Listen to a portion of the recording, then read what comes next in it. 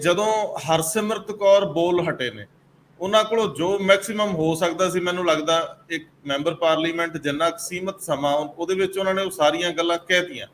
ਹੁਣ ਸਾਡੇ ਉੱਥੇ 20 ਲੋਕ ਨੇ ਟੋਟਲ, 20 ਚੋਂ ਇੱਕ ਬੋਲੇ ਨੇ। ਸਵਾਲ ਇਸ ਗੱਲ ਦਾ ਹੈ ਕਿ ਸਾਡੀ ਸਟੇਟ ਕੋਲ ਰਾਜਧਾਨੀ ਹੈ ਨਹੀਂ। ਮੇਰਾ ਖਿਆਲ ਇਹ ਘੱਟ ਗਿਣਤੀ ਸਟੇਟ ਸਭ ਤੋਂ ਜ਼ਿਆਦਾ ਇਹਨਾਂ ਮਾਮਲਿਆਂ ਦੇ ਵਿੱਚ ਅਜੇ ਵੀ ਫੜਦੀ ਹੈ। ਹੁਣ ਵੇਖਣ ਵਾਲੀ ਗੱਲ ਆ ਕਿ ਇਸ ਅਹਿਮ ਮੌਕੇ ਦੇ ਉੱਤੇ ਕੀ ਪੂਰੀ ਪਾਰਲੀਮੈਂਟ ਨੂੰ, ਸਾਰੇ ਸੰਸਦ ਮੈਂਬਰਾਂ ਨੂੰ, ਸਾਡਾ ਕੋਈ ਮੈਂਬਰ ਪਾਰਲੀਮੈਂਟ ਇਸ ਗੱਲੋਂ ਅਸਰਅੰਦਾਜ਼ ਕਰ ਸਕੂਗਾ ਕਿ ਇਸ ਸਟੇਟ ਕੋਲ ਕੋਈ ਆਪਣੀ ਰਾਜਧਾਨੀ ਹੈ ਨਹੀਂ। ਤੇ ਫਿਰ ਦੂਜੀ ਗੱਲ ਕਿ ਇਹ ਜਿਹੜੀ ਸਟੇਟ ਆ, ਇਹਨੂੰ ਤੁਸੀਂ ਇਹਦੇ ਗਵਾਂਢੀ ਸੂਬਿਆਂ ਨੂੰ ਪਹਾੜੀ ਰਾਜ ਕਹਿ ਕੇ, ਇੰਡਸਟਰੀ ਨੂੰ ਸਹੂਲਤਾਂ ਦੇ ਕੇ, ਟੈਕਸ ਹੌਲੀਡੇਜ਼ ਦੇ ਨਾਮ ਤੇ ਲਗਭਗ 15 ਸਾਲਾਂ ਦੇ ਵਿੱਚ ਪੂਰੀ ਤਰ੍ਹਾਂ ਇੰਡਸਟਰੀ ਮੁਕਤ ਕਰਤਾ। ਮਤਲਬ ਸਾਡੀ ਇੰਡਸਟਰੀ ਸਾਡੇ ਬਿਲਕੁਲ ਬਾਰਡਰ ਦੇ ਉੱਤੇ ਦੂਜੇ ਸੂਬਿਆਂ 'ਚ ਜਾ ਲੱਗੀ, ਆਰਥਿਕ ਤੌਰ ਤੇ ਢਹਿ ਢੇਰੀ ਹੋ ਗਿਆ। ਫਿਰ ਨਸ਼ਾ, ਅਮਨ ਕਾਨੂੰਨ ਤੋਂ ਬਾਅਦ ਇਹ ਮਾਮਲਿਆਂ ਨੇ ਸਾਡੇ ਬੱਚੇ ਸਾਰੇ ਹੁੰਜ ਕੇ ਵਿਦੇਸ਼ਾਂ 'ਚ ਸੁੱਤੇ ਅਜੇ ਉੱਥੇ ਮਰ ਰਹੇ ਨੇ ਜਾ ਕੇ।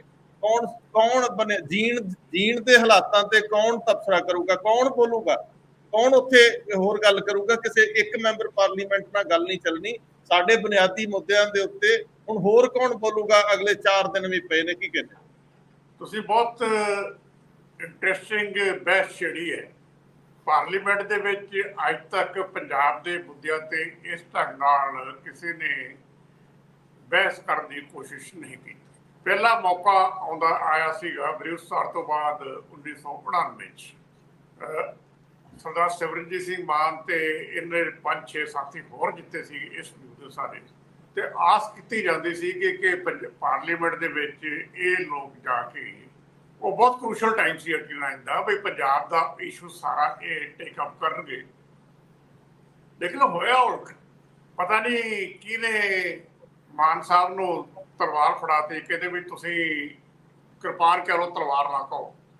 ਕਿਰਪਾਨ ਫੜਾਤੀ ਵੀ ਤੁਸੀਂ ਇਹ ਲੈ ਕੇ ਹੀ ਅੰਦਰ ਜਾਣਾ ਹੈ, ਇਹਦੇ ਬਿਨਾਂ ਅੰਦਰ ਨਹੀਂ ਜਾਣਾ। ਹੁਣ ਅਕਾਲੀ ਅੰਮ੍ਰਿਤਧਾਰੀ ਪਹਿਲਾਂ ਵੀ MP ਰਹੇ ਤੇ ਗਾਤਰਾ ਪਾਉਂਦੇ ਸੀ, ਕਦੇ ਕਿਸੇ ਨੇ ਰੋਕਿਆ ਥੋੜ੍ਹੀ ਹੈ। ਤੁਸੀਂ ਗਾਤਰਾ ਪਾ ਕੇ ਜਾ ਸਕਦੇ ਹੋ।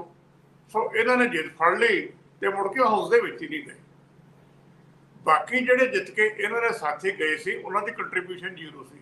ਹੁਣ ਇਸ਼ੂ ਤਾਂ ਇਹਨਾਂ ਨੇ ਲੋਕਾਂ ਨੇ ਰੇਸ ਕਰਨੇ ਸੀ ਜਿਹੜੇ ਸਿੱਧੇ ਅਫੈਕਟਡ ਸੀ ਔਰ ਸੰਘਰਸ਼ ਦੇ ਵਿੱਚੋਂ ਨਿਕਲ ਕੇ ਆਏ ਸੀਗੇ। ਟੋਟਲ ਕੰਟਰੀਬਿਊਸ਼ਨ 0, ਬਿਗ 0 ਜਿਹਨੂੰ ਕਹਿੰਦੇ ਆ ਨਾ, ਇਹਨਾਂ ਲੋਕਾਂ ਦੀ ਉਹ ਸੀਗੀ। ਨਾ ਬੜੇ ਵੱਡੇ ਕਿੰਨੀ ਵਾਰੀ ਮਾਨ ਸਾਹਿਬ ਵੀ ਬਣੇ, ਬਾਅਦ ਦੇ ਵਿੱਚ ਆ ਗਿਆ ਵੀ ਟਾਈਮ ਨਹੀਂ ਮਿਲਦਾ, ਟਾਈਮ ਬੜਾ ਘੱਟ ਹੁੰਦਾ ਹੈ। ਉਸ 89 ਦੇ ਵਿੱਚ ਟਾਈਮ ਸੀ ਸਾਰਾ, ਲੋਕ ਇਸ਼ੂ ਟੇਕ ਅਪ ਕਰ ਸਕਦੇ। ਇੱਕ ਐਸਪੈਕਟ ਤਾਂ ਉਹ ਹੈ ਜੀ। ਦੂਸਰਾ, ਪੰਜਾਬ ਅਸੈਂਬਲੀ 85 'ਚ ਅਕਾਲੀ ਦਲ ਦੀ ਸਰਕਾਰ ਬਣੀ, ਕਿ ਆਪਰੇਸ਼ਨ ਬਲੂ ਸਟਾਰ ਬਾਰੇ ਕਦੇ ਕੋਈ ਮਤਾ ਆਇਆ? 1997 ਤੋਂ 2002 ਅਕਾਲੀ ਸਰਕਾਰ, ਮੈਂ ਕਾਂਗਰਸ ਦੀ ਸਰਕਾਰ ਨਹੀਂ ਗਿਣਾਊਂਗਾ, ਕਿ ਉਸ ਵੇਲੇ ਬਲੂ ਸਟਾਰ ਦੀ ਗੱਲ ਹੋਈ। ਅਲਟੀਮੇਟਲੀ ਜਦੋਂ 7 ਤੋਂ 12 ਵਾਲੀ ਸਰਕਾਰ ਆਉਂਦੀ ਹੈ, ਅਖੀਰਲੇ ਟਾਈਮ ਦੇ ਵਿੱਚ ਆ ਕੇ ਮਤਾ ਪਾਸ ਕੀਤਾ ਗਿਆ ਸੀਗਾ। ਸੋ ਇਹ ਤਾਂ ਸਾਡਾ ਪੰਜਾਬ ਦੇ ਵਿੱਚ ਐਟੀਟਿਊਡ ਹੈ। ਉਹ ਜਿਹੜਾ ਮਤਾ ਵੀ ਸੀ ਉਹ ਇੱਕ ਫਾਰਮੈਲਿਟੀ ਸੀ। 97 ਤੋਂ ਲੈ ਕੇ 2002 ਦੀ ਸਰਕਾਰ ਦੇ ਵਿੱਚ ਅਨੰਦਪੁਰ ਸਾਹਿਬ ਦਾ ਮਤਾ ਆਇਆ, ਉਹਦੀ ਬੈਕਗਰਾਊਂਡ ਇਹ ਸੀ ਕਿ ਜਦੋਂ ਪਾਰਟੀ ਸਪਲਿਟ ਹੋ ਗਈ ਤੇ ਮਨਜੀਤ ਸਿੰਘ ਕਲਕੱਤਾ ਜਿਹੜੇ ਡਿਸੀਡੈਂਟ ਸੀਗੇ, ਉਹ ਮਤਾ ਲਿਆਉਣ ਲੱਗੇ ਸੀ। ਟ੍ਰੇਰਿੰਗ ਬੈਂਚ ਨੂੰ ਪਤਾ ਲੱਗ ਗਿਆ, ਪਹਿਲਾਂ ਲੈ ਆਏ। ਸੋ ਇਹ ਜਿਹੜੀ ਡਿਸਓਨੈਸਟੀ ਟੋਟਲ ਉਸ ਸੈਕਸ਼ਨ ਦੀ, ਜਿਨ੍ਹਾਂ ਨੇ ਇਹ ਇਸ਼ੂਜ਼ ਟੇਕਅਪ ਕਰਨੇ ਸੀਗੇ। ਕਾਂਗਰਸ ਨੇ ਇਸ਼ੂ ਟੇਕਅਪ ਨਹੀਂ ਸੀ ਕਰਨੇ। ਦੇਖੋ ਪੰਜਾਬ ਦੇ ਨਾਲ ਜਿਹੜੀ ਪਾਰਟੀ ਗਿਣੀ ਜਾਂਦੀ ਹੈ, ਪੰਜਾਬ ਦੀ ਪਾਰਟੀ ਕਾਂਗਰਸ ਨਹੀਂ ਹੈ, ਅਕਾਲੀ ਦਲ ਹੈ। ਇਸੇ ਕਰਕੇ ਮੈਂ ਵਾਰ-ਵਾਰ ਕਹਿਣਾ ਹੁੰਦਾ ਕਿ ਪਾਰਟੀ ਪੰਜਾਬ ਵਾਸਤੇ ਤਕੜੀ ਸ਼੍ਰੋਮਣੀ ਅਕਾਲੀ ਦਲ ਦੀ ਲੋੜ ਹੈ। ਲੇਕਿਨ ਇਹਨਾਂ ਨੇ ਕਦੇ, ਇਹ ਗੂੰਗੇ ਪ੍ਰਵਾਨ ਕਿਹਾ ਜਾਂਦਾ ਸੀਗਾ ਪੰਜਾਬ ਦੇ MP ਨੂੰ, ਇਸ਼ੂ ਟੇਕਅਪ ਤਾਂ ਕਰੋ ਨਾ, ਬਹਿਸ ਤਾਂ ਬਾਅਦ ਦੀ ਗੱਲ ਹੈਗੀ ਹੈ। ਤੁਸੀਂ ਕਿਹਾ ਵੀ ਚੰਡੀਗੜ੍ਹ ਦੀ ਬਹਿਸ, ਕਦੇ ਨਹੀਂ। ਬਾਕੀ ਇਸ਼ੂਜ਼ ਲੈ ਲਓ। ਅੱਜ ਦੀ ਡੇਟ ਦੇ ਵਿੱਚ ਜਿਵੇਂ ਹਿਮੀਰ ਹੋਰਾਂ ਨੇ ਗੱਲ ਕੀਤੀ, ਪੰਜਾਬ ਦਾ ਇਸ਼ੂ ਦਾ ਸਰਵਾਈਵਲ ਦਾ ਇਸ ਵੇਲੇ ਜਿੱਥੇ ਅਸੀਂ ਪਹੁੰਚ ਗਏ, ਅਸੀਂ ਤਾਂ ਪੰਜਾਬ ਵਿੱਚ ਵੀ ਉਹ ਤੇ ਬਹਿਸ ਨਹੀਂ ਕਰ ਰਹੇ। ਪਾਰਲੀਮੈਂਟ ਦੇ ਵਿੱਚ ਤਾਂ ਬਾਅਦ ਦੇ ਵਿੱਚ ਹੋਏਗੀ ਕਿ ਅਸੀਂ ਅਸੈਂਬਲੀ ਦੇ ਵਿੱਚ ਥ੍ਰੈਡ ਬੇਅਰ ਇਨ ਡੈਪਥ ਕੋਈ ਬਹਿਸ ਪੰਜਾਬ ਦੀ ਸਿਚੁਏਸ਼ਨ ਦੇ ਬਾਰੇ, ਅੱਜ ਦੇ ਬਾਰੇ ਕੀਤੀ ਹੈ ਕਿ ਪੰਜਾਬ ਵਿੱਚ ਹੋ ਕੀ ਰਿਹਾ ਹੈ, ਇਕਾਨਮੀ ਦਾ ਕੀ ਹਾਲ ਹੈ, ਸੋਸਾਇਟੀ ਕਿੱਥੇ ਖੜੀ ਹੈ। ਅਸੀਂ ਬਿਲਕੁਲ ਗੱਲ ਨਹੀਂ ਕਰ ਰਹੇ। ਅਸੀਂ ਵੱਡੇ ਵੱਡੇ ਨਾਅਰੇ ਲਾਉਂਦੇ। ਹੁਣ ਸਰਕਾਰਾਂ ਦੀ ਮੀਟਿੰਗ ਹੋਈ, ਸਾਰੇ ਸਟੇਟ ਦੇ ਵਿੱਚ ਅਸੀਂ ਬੈਨਰ ਲਾਤੇ। ਅਸੀਂ ਇਹੋ ਜਿਹੇ ਕੰਮ ਕਰਦੇ। ਜੇ ਕੋਈ ਸਟੱਡੀ ਕਰੋ ਬੈਠ ਕੇ ਬਈ ਤੁਹਾਡੀ ਜਿਹੜੀ ਇੰਡਸਟਰੀ ਹੈ ਕਿਉਂ ਨਹੀਂ ਆ ਰਹੀ, ਕੀ ਕਦੇ ਇਹ ਬਹਿਸ ਹੋਈ ਹੈ ਕਿ ਪੰਜਾਬ ਦੇ ਬਾਰਡਰ ਪਾਕਿਸਤਾਨ ਨਾਲ ਖੋਲ੍ਹਣੀ ਚਾਹੀਦੀ ਅਸੈਂਬਲੀ ਦੇ ਵਿੱਚ? ਕਦੇ ਵੀ ਨਹੀਂ। ਸੋ ਸਾਡੀਆਂ ਇਹ ਦਿੱਕਤਾਂ ਹੈਗੀਆਂ। ਅਸੀਂ ਜਦੋਂ ਗੱਲ ਕਰਦੇ ਹਾਂ ਕਿ ਪਾਰਲੀਮੈਂਟ ਦੇ ਵਿੱਚ ਇਹ ਗੱਲਾਂ ਹੋਣੀਆਂ ਚਾਹੀਦੀਆਂ, ਸਾਡੀ ਤਾਂ ਅਸੈਂਬਲੀ ਦੇ ਵਿੱਚ ਵੀ ਨਹੀਂ ਹੋ ਰਹੀ। ਸਾਡੀ ਦਿੱਕਤ ਬੇਸਿਕਲੀ ਇੱਥੇ ਹੈ, ਅਸੀਂ ਆਪਣੇ ਆਪ ਨੂੰ ਪ੍ਰੋਜੈਕਟ ਕਰ ਹੀ ਨਹੀਂ ਸਕੇ। ਇਹ ਨਹੀਂ ਦੱਸ ਸਕੇ ਬੜੇ ਸਾਲ। ਮੈਂ ਛੋਟੇ ਜਿਹੇ ਐਗਜ਼ਾਮਪਲ ਦਿੰਦਾ। ਅਸੀਂ ਇੱਕ ਗੱਲ ਨਹੀਂ ਸਮਝਾ ਸਕੇ, ਜਿਹੜਾ ਦਰਿਆਈ ਦੇ ਪਾਣੀ ਹੈ, ਦੁਨੀਆ ਦੇ ਵਿੱਚ ਇੱਕ ਅਸੂਲ ਹੈ ਉਹਦਾ ਕਿ ਨਹਿਰਾਂ ਕੱਢ ਕੇ ਦੂਰ ਲੈ ਕੇ ਜਾਂਦੇ ਆ, ਜਿਹੜਾ ਉਹ ਪੀਣ ਦੇ ਪਾਣੀ ਵਾਸਤੇ ਲੈ ਕੇ ਜਾਂਦੇ ਆ, ਇਰੀਗੇਸ਼ਨ ਵਾਸਤੇ ਨਹੀਂ ਲੈ ਕੇ ਜਾਂਦੇ। ਜਿਹੜੀ ਪਰ ਯੂਨਿਟ ਯੂਟੀਲਾਈਜੇਸ਼ਨ ਹੈ ਪਾਣੀ ਦੀ, ਉਹ ਉਸ ਥਾਂ ਤੇ ਹੈ ਜਿਹੜਾ ਦਰਿਆ ਦੇ ਬਿਲਕੁਲ ਨੇੜੇ ਹੈ।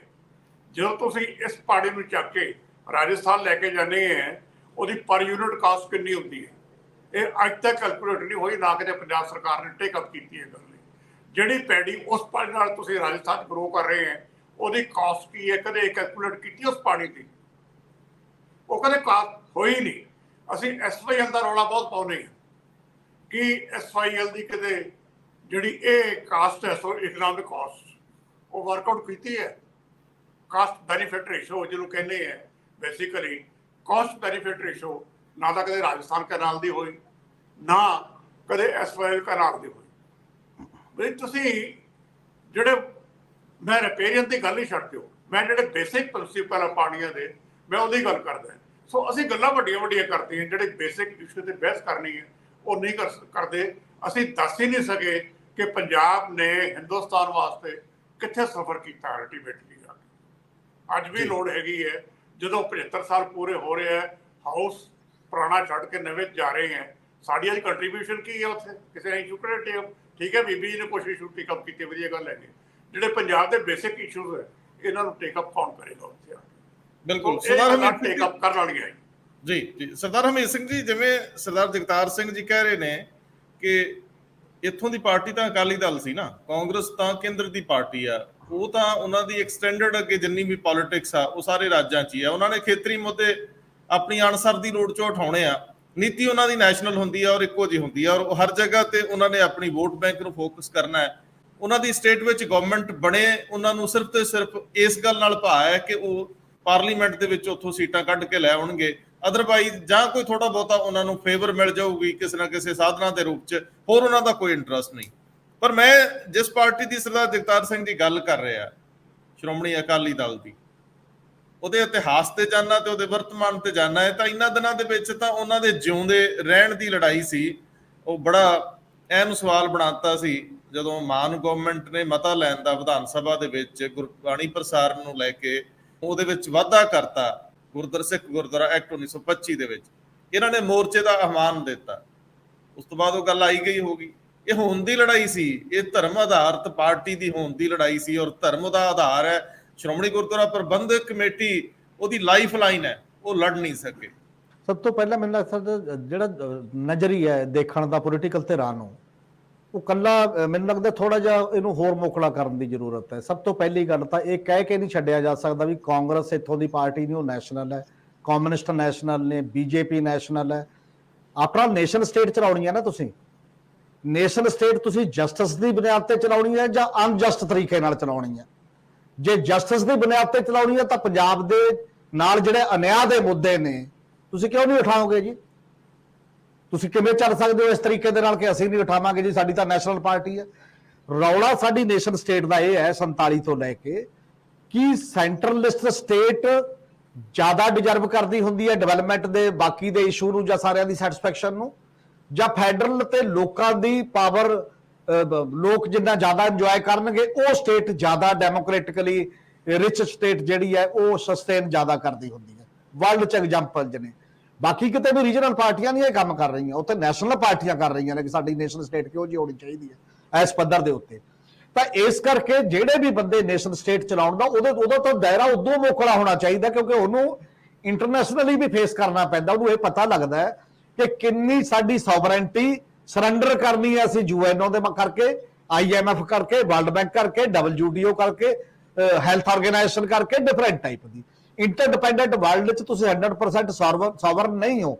ਤੁਹਾਨੂੰ ਇਸ ਚੀਜ਼ ਦੀ ਜ਼ਿਆਦਾ ਸਮਝ ਹੋਣੀ ਚਾਹੀਦੀ ਹੈ ਕਿਸੇ ਰੀਜਨਲ ਪਾਰਟੀ ਨਾਲੋਂ ਕਿ ਜੇ ਉੱਥੇ ਮੈਨੂੰ ਅੱਧੇ ਅਧਿਕਾਰ ਸਰੈਂਡਰ ਕਰਨੇ ਪੈਂਦੇ ਨੇ ਤਾਂ ਸਟੇਟਾਂ ਦਾ ਵੀ ਉਹ ਰਾਈਟ ਹੁੰਦਾ ਕਿ ਸਟੇਟਾਂ ਵੀ ਕੁਝ ਅਧਿਕਾਰ ਸਰੈਂਡਰ ਕਰਨਗੀਆਂ। ਸਭ ਕੁਝ ਮੈਂ ਉਹਦਾ ਲੈ ਨਹੀਂ ਲੈਣਾ ਕਿਸੇ ਵੀ ਰੂਪ 'ਚ। ਬੇਸਿਕ ਡਿਬੇਟ ਕੰਟਰੀ ਦੀਆਂ ਪਾਰਟੀਆਂ ਦੀ ਬਣਦੀ ਹੈ ਕਿ ਕੰਟਰੀ ਨੂੰ ਚਲਾਉਣਾ ਕਿਵੇਂ ਹੈ। ਪਾਕਿਸਤਾਨ ਨੇ ਚਲਾਈ, ਉਹ ਕਹਿੰਦੇ ਅਸੀਂ ਮਿਲਟਰੀ ਸਟੇਟ ਚਲਾਵਾਂਗੇ, ਵੰਡੀ ਗਈ। ਸੋਵੀਅਤ ਯੂਨੀਅਨ ਚਲਾਇਆ, ਸੈਂਟਰਲਾਈਜ਼ਡ ਕਿਸਮ ਦਾ 15 ਦੇਸ਼ਾਂ 'ਚ ਟੁੱਟ ਗਿਆ, ਸਾਡੇ ਸਾਹਮਣੇ ਹੈ। ਔਰ ਇਸ ਕਰਕੇ ਇਹ ਤੋੜਨਾ ਦੇਸ਼ ਜਾਂ ਇਹਨੂੰ ਜੋੜਨਾ, ਬਾਈਪੋਲਰ ਬਣਾ ਕੇ ਹਿੰਦੂਤਵ ਦੀ ਰਾਜਨੀਤੀ ਲਿਆ ਕੇ ਬਾਕੀ ਮਿਨੋਰਟੀ ਨੂੰ ਅਲੱਗ ਥਲੱਗ ਕਰਕੇ ਦੇਸ਼ ਬਣੂਗਾ ਜਾਂ ਚੱਲੂਗਾ, ਉਹਨਾਂ ਦੇ ਸਿਰ ਇਦੋਂ ਜ਼ਿਆਦਾ ਜ਼ਿੰਮੇਵਾਰੀ ਹੈ।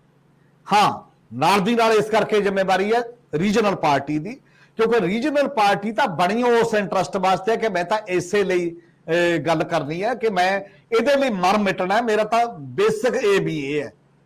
ਪਰ ਇਸੇ ਕਰਕੇ ਇਹ ਚੀਜ਼ ਹੈ ਕਿ ਜਿਹੜੇ ਪੰਜਾਬ ਦੀ ਸਰਜ਼ਮੀਨ ਤੋਂ ਪੈਦਾ ਹੋਏ ਬੰਦੇ ਨੇ, ਕੀ ਉਹ ਫ੍ਰੈਗਰੈਂਸ ਆਫ ਸੋਇਲ ਨਾਲ ਜੁੜੇ ਨੇ, ਚਾਹੇ ਉਹ ਕਮਿਊਨਿਸਟ ਹੋਵੇ, ਚਾਹੇ ਉਹ ਕਾਂਗਰਸੀ ਹੋਵੇ, ਚਾਹੇ ਉਹ BJPite ਹੋਵੇ, ਚਾਹੇ ਉਹ ਅਕਾਲੀ ਹੋਵੇ।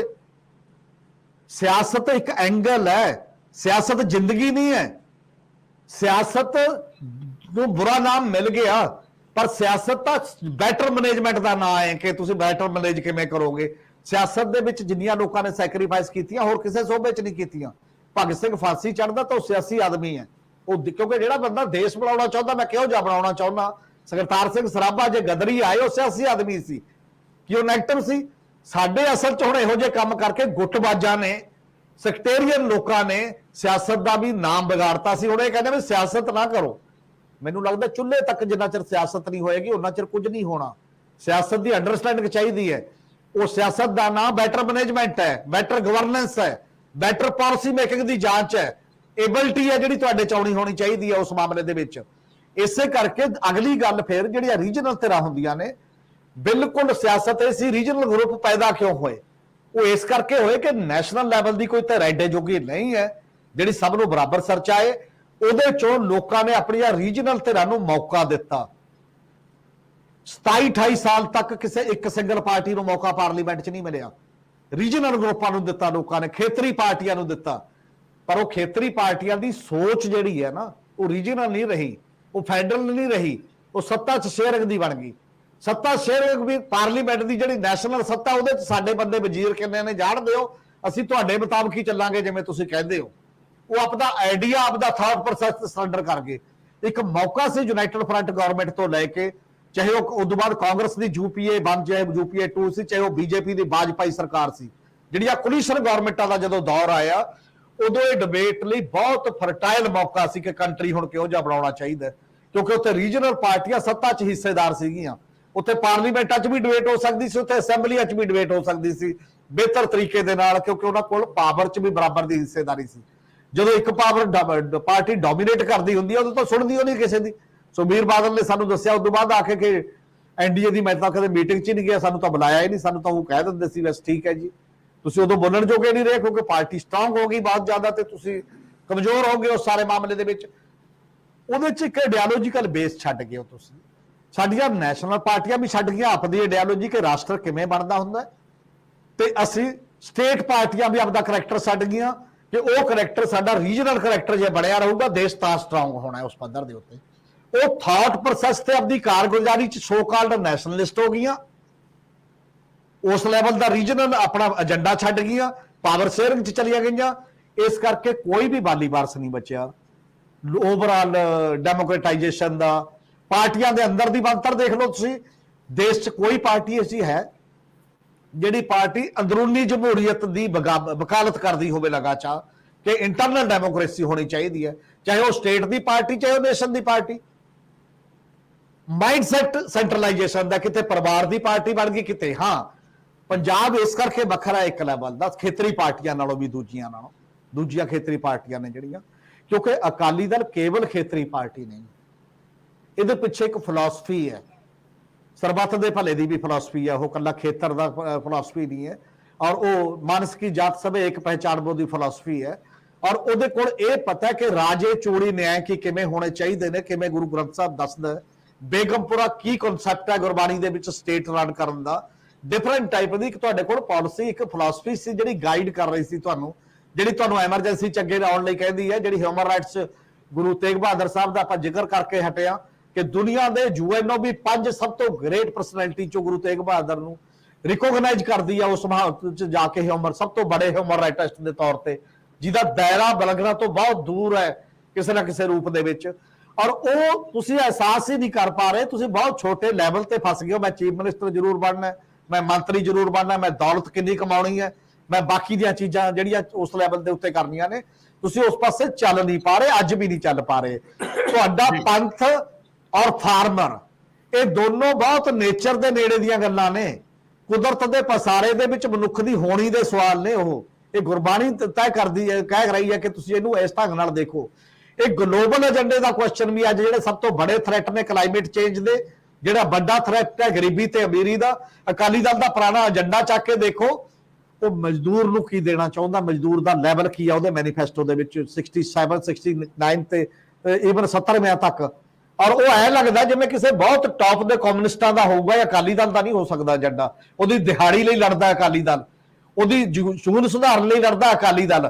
ਬਾਅਦ ਚ ਅਕਾਲੀ ਦਲ ਕੇਵਲ ਜੱਟ ਪੋਲਿਟਿਕਸ ਦਾ ਸ਼ਿਕਾਰ ਹੋ ਗਿਆ ਮੇਰਾ ਖਿਆਲ। ਉਸ ਤੋਂ ਬਾਅਦ ਆ ਕੇ ਆਪਦਾ ਜਨਰਲ ਏਜੰਡਾ, ਜਿਹੜਾ ਕਿਰਤ ਦਾ ਸਵਾਲ ਸੀ, ਕਿਰਤੀ ਦਾ ਸਵਾਲ ਸੀ, ਕਿਰਤ ਦੇ ਸਵਾਲ ਵਾਲੇ ਬੰਦੇ ਕਿੱਥੇ ਗਏ ਜਿਹੜੇ ਮਲਕ ਭਾਗੋ ਤੇ ਭਾਈ ਲਾਲੋ ਚ ਕਨਸੈਪਚੁਅਲ ਲੜਾਈ ਦਾ ਸਵਾਲ ਸੀ। ਅਸੀਂ ਤਾਂ ਉੱਥੇ ਹੀ ਜਾ ਕੇ ਖੜ ਗਏ ਜਿੱਥੇ ਬਾਕੀ ਦੀਆਂ ਪਾਰਟੀਆਂ ਖੜਦੀਆਂ ਨੇ। ਤਾਂ ਸਾਡੀ ਪਾਰਟੀ ਦਾ ਕਿਰਦਾਰ, ਮਿਜਾਜ, ਗੱਲ ਕਰਨ ਦਾ ਤਰੀਕਾ ਉਹ ਵੱਖਰੇ ਕਿੱਥੇ ਗਏ ਉਸ ਮਾਮਲੇ ਦੇ ਵਿੱਚ। ਅਸੀਂ ਗਿਣਤੀ ਤੋਂ ਨਹੀਂ ਸੀ, ਕੁਆਲਿਟੀ ਤੋਂ ਪਛਾਣੇ ਜਾਣ ਵਾਲੇ ਲੋਕ ਸੀ ਕਿਸੇ ਨਾ ਕਿਸੇ ਰੂਪ ਦੇ ਵਿੱਚ। ਉਹ ਜਿਹੜਾ ਬੇਸਿਕ ਏਜੰਡੇ ਦਾ ਕੁਐਸਚਨ ਹੈ, ਮੇਰੇ ਖਿਆਲ ਪੋਲਿਟਿਕਸ ਬਹੁਤ ਛੋਟੀ ਚੀਜ਼ ਹੈ ਉਹਦੇ ਸਾਹਮਣੇ। ਪੋਲਿਟਿਕਸ ਉਹਦਾ ਇੱਕ ਹਿੱਸਾ ਹੈ, ਇੱਕ ਹੈਗੀ ਗੱਲ, ਉਹਦੀ ਸਮਾਜਿਕਤਾ, ਉਹਦਾ ਕਲਚਰ, ਉਹਦਾ ਥਾਟ ਪ੍ਰੋਸੈਸ ਸਭ ਤੋਂ ਬੜਾ ਕੁਐਸਚਨਾਂ ਦੇ ਰੂਪ ਦੇ ਵਿੱਚ ਸਾਹਮਣੇ ਆਉਂਦਾ। ਤਾਂ ਉਹਦੇ ਵਿੱਚੋਂ ਤੁਹਾਡੀ ਉਹ ਪੋਲਿਟਿਕਸ ਨਿਕਲੇ ਆਉਂਦੀ ਹੈ, ਤੁਸੀਂ ਪੋਲੀਟੀਕਲੀ ਆਪ ਹੀ ਰਿਚ ਹੋ ਜਾਂਦੇ ਹੋ ਉਸ ਮਾਮਲੇ ਦੇ ਵਿੱਚ ਆ ਕੇ, ਜੋ ਤੁਸੀਂ ਉਹ ਥਾਟ ਦੇ ਪਾਉਂਦੇ ਹੋ। ਇਸ ਕਰਕੇ ਇਹਨਾਂ ਨੇ ਨਹੀਂ ਉਠਾਇਆ ਤਾਂ ਉਹਨਾਂ ਦਾ ਹਾਲ ਆਪਣੇ ਸਾਹਮਣੇ ਹੈ। 3 MLA ਹੋ ਗਏ, ਉਹੀ 15-18% ਵੋਟ ਵੀ ਅਜੇ ਪੰਥ ਦੇ ਜਾਂ ਬਾਕੀ ਦੇ ਨਾਲ ਤੇ ਥੋੜੀ ਬਹੁਤ ਜੁੜੀ ਹੋਈ ਹੈ, ਪੱਕੀ ਕੇਡਰ ਉੱਥੇ ਖੜਾ ਕਿਸੇ ਨਾ ਕਿਸੇ ਰੂਪ ਦੇ ਵਿੱਚ। ਉਹਨਾਂ ਕਹੇ ਏਡੀ ਛੇਤੀ ਨਹੀਂ ਮਰ ਰਹੀ, ਉਹਦੇ ਪਿੱਛੇ ਵੀ ਇੱਕ ਇਤਿਹਾਸ ਹੈ। ਨਹੀਂ ਤਾਂ ਪ੍ਰੈਜ਼ੈਂਟ ਸਿਸਟਮ ਦੇ ਵਿੱਚ ਤਾਂ ਜਮਾ ਉਸ ਲੈਵਲ ਦਾ ਹੋ ਜਾਣਾ ਸੀ ਕੰਮ ਵੀ ਗਈ ਪਾਰਟੀ ਨੇ ਇਸ ਤੋਂ ਨਬੂਦ ਹੋ ਗਈ। ਕਮਿਊਨਿਸਟ ਕਿੱਥੇ ਗਏ ਹਾਸੀਏ ਦੇ ਉੱਤੇ, ਜਿਹੜੇ ਵੱਖ-ਵੱਖ ਮਾਮਲਿਆਂ ਦੇ ਵਿੱਚ ਤੁਸੀਂ ਵੀ ਉਸ ਫਿਲਾਸਫੀ ਤੇ ਲੜਦੇ ਦਿਖਾਈ ਨਹੀਂ ਦੇ ਰਹੇ ਜਿਹੜੀ ਤੁਹਾਡੀ ਆਪਣੀ ਸੀ। ਅਕਾਲੀ ਦਲ ਦੀ ਨਾ ਵੀ ਹੋਵੇ, ਕਿਰਤੀ ਲਈ ਲੜਨਾ, ਕਿਸਾਨ ਲਈ ਲੜਨਾ, ਖੜ ਕੇ ਸੜਕ ਤੇ ਜਾਣਾ, ਕਿੱਥੇ ਦਿਖਾਈ ਦਿੰਦਾ ਉਹ ਸਾਰੇ ਦਾ ਸਾਰਾ ਮਾਹੌਲ। ਇਹ ਮਾਹੌਲ ਵੀ ਡਿਸਕਸ ਕਰਨ ਵਾਲਾ ਅਸਲ ਚ ਪਾਰਲੀਮੈਂਟ ਚ ਵੀ, ਪਾਰਟੀਆਂ ਦੇ ਅੰਦਰ ਵੀ। 75 ਸਾਲ ਕੇਵਲ ਪਾਰਲੀਮੈਂਟ ਨਾ ਕਰੇ, ਸਾਡੀਆਂ ਪੋਲੀਟੀਕਲ ਪਾਰਟੀਆਂ ਉਹ ਡਿਸਕੋਰਸ ਵੀ ਚੱਲਣਾ ਚਾਹੀਦਾ ਕਿ ਅਸੀਂ ਕਿੱਥੇ ਖੜੇ ਆ ਸਾਰੇ, ਐਜ ਏ ਸੋਸਾਇਟੀ ਵੀ ਕਰਨਾ ਚਾਹੀਦਾ ਸਾਨੂੰ। ਸਰਦਾਰ ਜਗਤਾਰ ਸਿੰਘ ਜੀ, ਮੈਂ ਇਨ ਬਰੀਫ ਇੱਕ ਐਡੀਸ਼ਨ ਕਰਦੇ ਆ ਜਿਹੜੀ ਹਮੀਰ ਜੀ ਨੇ ਗੱਲ ਸ਼ੁਰੂ ਕੀਤੀ ਜੀ। ਆਦਰਸ਼ਵਾਦ ਤੇ ਪ੍ਰੈਕਟਿਸ ਦੋ ਗੱਲਾਂ ਵੱਖਰੀਆਂ ਹੈ। ਇਹ ਆਦਰਸ਼ਵਾਦ ਹੈ ਕਿ ਪੰਜਾਬ ਦੇ ਫੌਜ ਚੋਂ ਜਿਹੜੇ ਇਹ MP ਨਿਕਲਦੇ ਆ ਜਾਂ ਨੇਤਾ ਨਿਕਲਦੇ ਆ ਪੰਜਾਬ ਦੀ ਗੱਲ ਕਰਨ, ਉਹ ਪ੍ਰੈਕਟਿਸ ਬਿਲਕੁਲ ਡਿਫਰੈਂਟ ਹੈ। ਰੌਲਾ ਇਹ ਹੈ। ਤਾਂ ਮੈਂ ਕਹਿਣਾ ਹੁੰਦਾ ਕਿ ਜਿਹੜੀ ਪੰਜਾਬ ਦੇ ਇਸ਼ੂਸ ਟੇਕ ਅਪ ਕਰਨ ਵਾਲੀ ਪਾਰਟੀ ਹੈ ਉਹ ਅਕਾਲੀ ਦਲ, ਉਹਦਾ ਕਾਰਨ ਹੈ ਬਲੂਸ ਸਾਹਿਬ ਸਭ ਤੋਂ ਵੱਡੀ ਦੁਖਾਂਤ ਹੈ ਪੰਜਾਬ ਦਾ 47 ਤੋਂ ਬਾਅਦ ਦਾ। ਕਾਂਗਰਸ ਨੇ ਤਾਂ ਵੈਲਕਮ ਕੀਤਾ, ਪੰਜਾਬ ਦੇ ਕਾਂਗਰਸ ਲੀਡਰਾਂ ਨੇ 15 ਲੀਡਰਸ ਨੇ ਇਕੱਠਿਆਂ ਨੇ ਸਟੇਟਮੈਂਟ ਇਸ਼ੂ ਕੀਤੀ ਸੀਗੀ ਜੂਨ ਦੇ ਵਿੱਚ ਹੀ, ਵੈਲਕਮ ਕਰਦੇ ਹਾਂ। BJP Punjab, communist party Punjab, ਇਹਦਾ ਆਰਮੀ ਡਿਪਲੋਇਮੈਂਟ ਦੀ ਗੱਲ ਮੰਗ ਕਰ ਰਹੇ ਸੀਗੇ ਦੋਵੇਂ। ਤਾਂ ਮੈਂ ਕਹਿੰਦਾ ਕਿ ਗੱਲਾਂ ਵੀਰ ਜੀ ਤੁਹਾਡੀ ਬਹੁਤ ਵਧੀਆ ਆਦਰਸ਼ਵਾਦ ਹੈਗਾ, ਲੇਕਿਨ ਜਿਹੜੇ ਪੰਜਾਬ ਦੇ ਲੀਡਰ ਹੈਗੇ ਹੈ, ਜਿਹੜੀ ਇਹਨਾਂ ਦੀ ਪ੍ਰੈਕਟਿਸ ਹੈ ਪਾਰਟੀਆਂ ਦੀ, ਉਹ ਬਿਲਕੁਲ ਉਲਟਾ ਹੈ ਜੀ ਸਾਰੇ ਆਦਰਸ਼ਵਾਦ ਦੇ। ਚਲੋ ਹੁਣ ਤੁਸੀਂ ਆਪਣੀ ਅਗਲੀ ਗੱਲ ਕਰੋ ਹਰਜਿੰਦਰ ਜੀ। ਆਪਾਂ ਮੈਨੂੰ ਲੱਗਦਾ ਸੀ ਮੈਂ ਕੇਵਲ ਇੱਕੋ ਐਗਜ਼ਾਮਪਲ ਇੰਨੀ ਉਹ ਦਿੰਨਾ ਕਿ ਬੰਗਾਲੀਆਂ ਤੋਂ ਕਰਾ ਕੇ ਦਿਖਾ ਦਿਓ, ਤਾਮਿਲਾਂ ਤੋਂ ਕਰਾ ਕੇ ਦਿਖਾ ਦਿਓ, ਡਿਫਰੈਂਟਾਂ ਤੋਂ ਕਰਾ ਕੇ ਦਿਖਾ ਦਿਓ, ਪਤਾ ਲੱਗ ਜੂਗਾ ਕੀ ਪੋਜੀਸ਼ਨ ਹੈ। ਮੈਂ ਕਹਿੰਦਾ ਫਿਰ ਅਸੀਂ ਕਿਉਂ ਨਹੀਂ ਕਰ ਸਕਦੇ? ਉਹ ਸਾਡੇ ਵਾਲੇ ਬੰਦੇ, ਉਹਦਾ ਕਾਰਨ ਹੈ ਪ੍ਰੈਕਟਿਸ ਉੱਥੇ ਵੀ ਉਹੀ ਪ੍ਰੈਕਟੀਕਲ ਹੈ, ਉਹੀ ਕੰਟਰੀ ਹੈ, ਉਹੀ ਸਾਰਾ ਕੁਝ ਹੈ। ਹਾਂਜੀ ਮੈਂ ਬਿਲਕੁਲ ਜਵਾਬ ਦਿੰਦਾ ਉਹਦਾ। ਉੱਥੇ ਜਿਹੜੀ ਡੈਮੋਗ੍ਰਾਫੀ ਹੈ ਉਹ ਹੋਮੋਜੇਨਸ ਹੈ, ਸਾਡੀ ਹੈਟਰੋਜੇਨਸ ਹੈ, ਫਰਕ ਹੈ ਜੀ। ਪੰਜਾਬੀ ਦਾ ਨਾਰਾ ਉੱਪਰੋਂ ਚੱਲਦਾ, ਥੱਲੇ ਨਹੀਂ। ਕਾਂਗਰਸ ਚ ਸਿੱਖ ਬਹੁਤ ਨੇ ਜੀ, ਕਮਿਊਨਿਸਟਾਂ ਚ ਸਿੱਖ ਬਹੁਤ ਨੇ, ਛੱਡ ਦਿਓ ਪੰਜਾਬੀ। ਮੈਂ ਤੁਹਾਡੀ ਗੱਲ ਮੰਨ ਲੈਣਾ, ਉਹ ਤਾਂ ਕਰਨ ਨਹੀਂ ਉਹ ਵੀ ਨਹੀਂ ਕਰਦੇ ਰੌਲਾ ਇਹ ਹੈ।